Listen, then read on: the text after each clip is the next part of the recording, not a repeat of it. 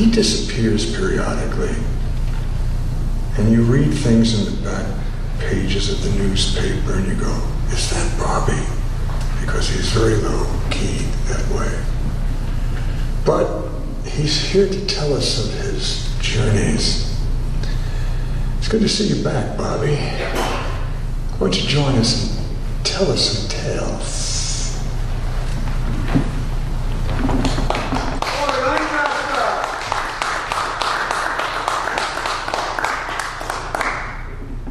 I have to get in a certain mood for this particular voice.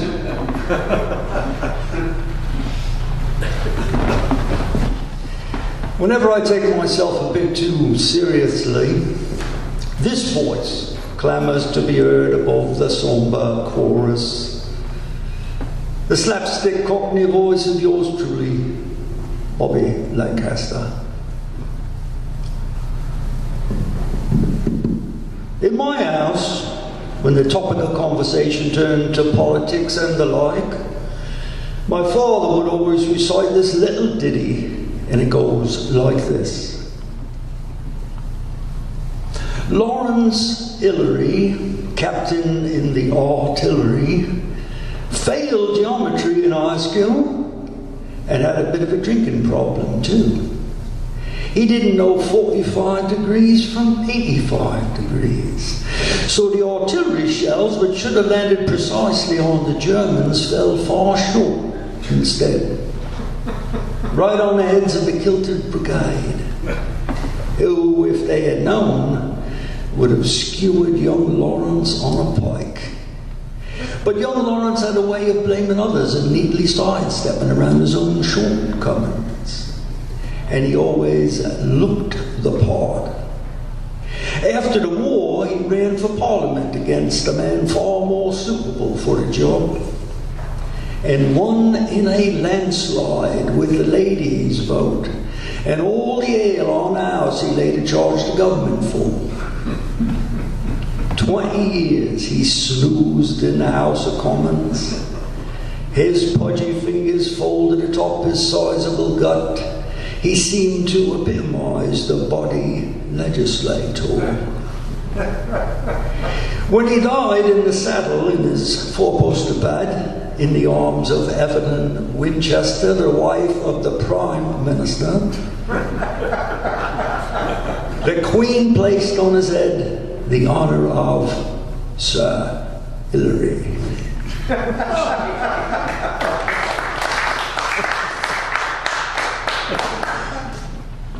Poem delivered from the Newell Post at the bottom of the stairs.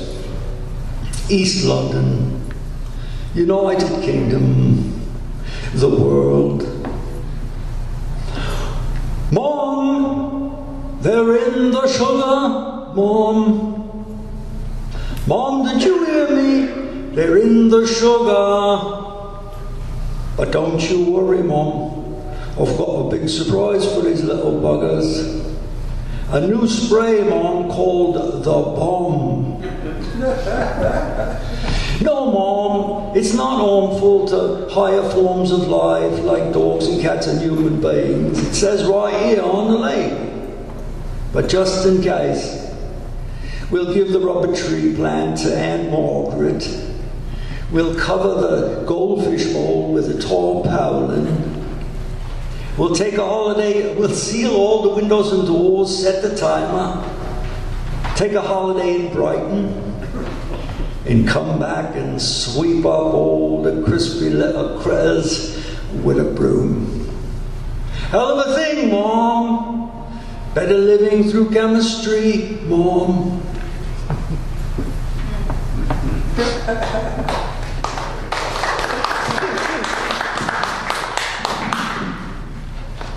Regarding myself as someone else, a distant cousin perhaps, who down on his luck asked if he could stay just until he got back on his feet.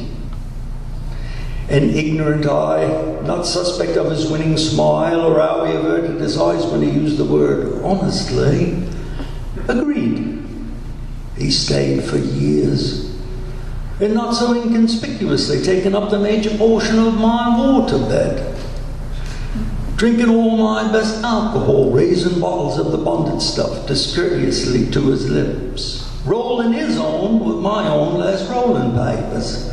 Somehow he found my stash, flirting with death on every curve in my Mini Cooper, humping my best gal when I was away on business trips, and all without so much as a heartfelt apology, denying any complicity. So I bore the brunt of responsibility. I paid his fines, I posted his bail, and it would have gone on like this indefinitely if a small, revealing incident had not occurred which changed our lives. You see, my eternal house guest had a strange aversion to my shaving mirror. It being small and round, he could be in the room with me, sitting as he did sometimes on the closed potty lid, describing his latest sexual acrobatics. But once, in a bus stop men's room in Manchester, where the mirror was so immense it included all the stalls and urinals, much like an Edward Hopper mural, reversed and lifelike, moving. He had his back to me, pissing languidly, when I nicked my face with my shaving razor. And he flinched so drastically he caught his penis in the engaging teeth of his zipper. And then a very strange thing occurred. By the weirdest of coincidences, we changed places. Ever since then, he has been genuinely sorry for me. And I understand him entirely.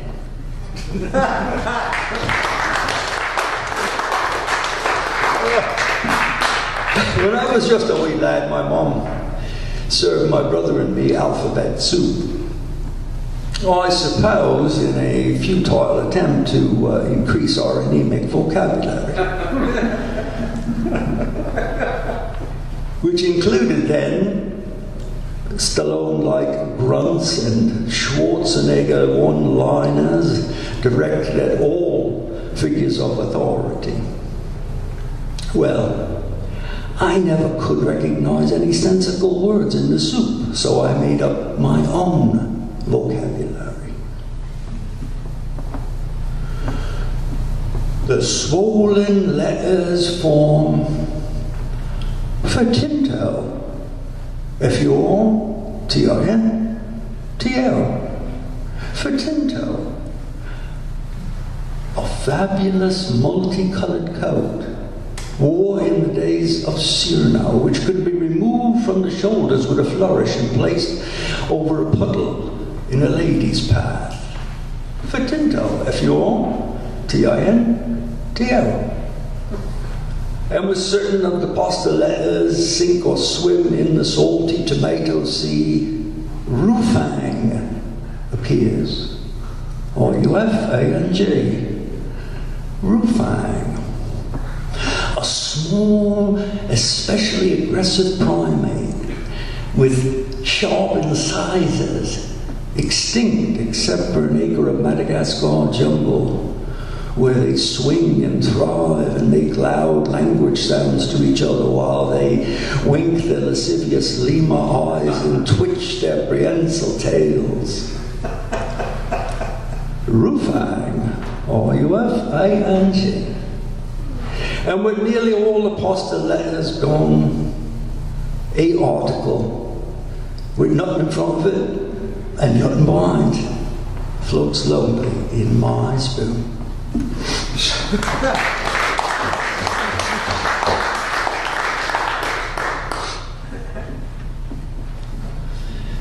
This is called self-criticism. Whenever I take myself very, very seriously, I recite these poems, out loud, wherever I am, sometimes in the supermarket.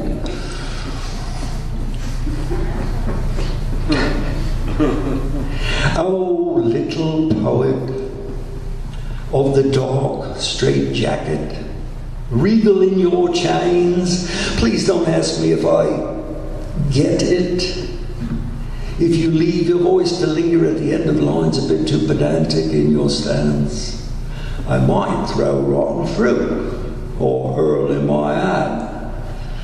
In your tidied loose-leaf binder are your precious poems, a nifty phrase or two that you thought swell blasterific at the time, but now, after some reflection, seem as stolid as silent meadow stones.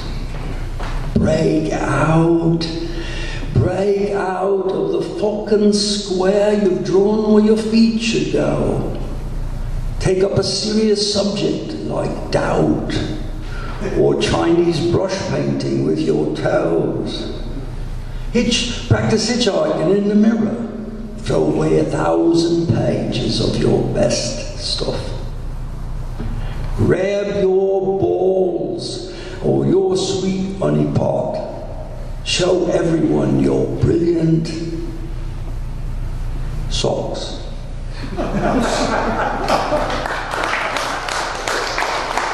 All too obvious, this obtuse use of consonants, assonance, alliteration, posing as poetry on the purse-pouting lips of a malapropic monologue, whose clicking apocryphal espousals crowd the vacant, vulnerable air with a crude cacophony like colliding garbage can covers raised as symbols to love, to lust, to litter, by a third-rate lounge clown poet person trumpeting ill-tempered truths like mouth farts in a septic wind. Oh, the third-rate lounge clown poet person that is, clumsily shifting cadence, does mistakenly push the reggae button on his frequently referred to synthesizer, and rather than say, wait,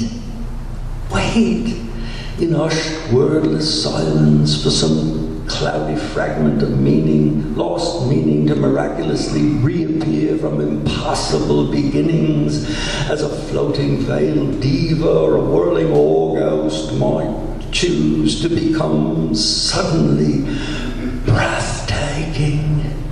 He chooses instead to quickly interject glib word giblets of a foul nature roasted not too rarely on his spit, for all those who pay dearly for the buffoon's buffet. Now, I'm going to say something. I'm not a poet. I'm a commentator on the Times. But every once in a while, something accidentally happens, you know? And it's not really intended, it just happens. Distance makes what I can see of world and things all slow and silent. Pushing off is what I travel with, a sense of destination, of going to, of coming from, of leaving and arriving, of wanting to and having been and then a letting go. I wrap my eager arms around what I can see of world and things approaching. Me, a mind inclined to naming things, distinct from other things, distinct.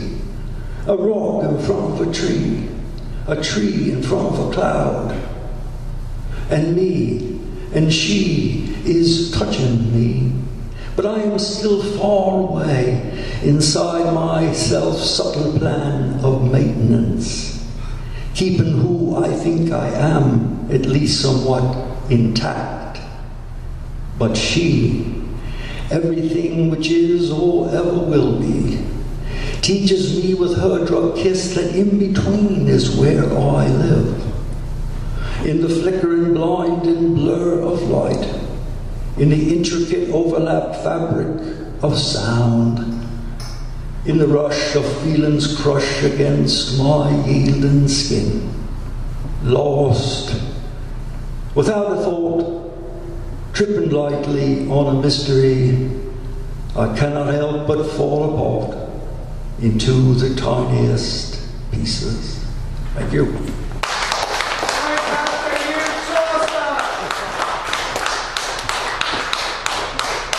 Bobby Lancaster, Terence Chiesa, ladies and gentlemen. We're going to take a 5-minute break. I have to change the memory card in the camera. There are cookies and all kinds of hallucinogenics on that table. See you in 5.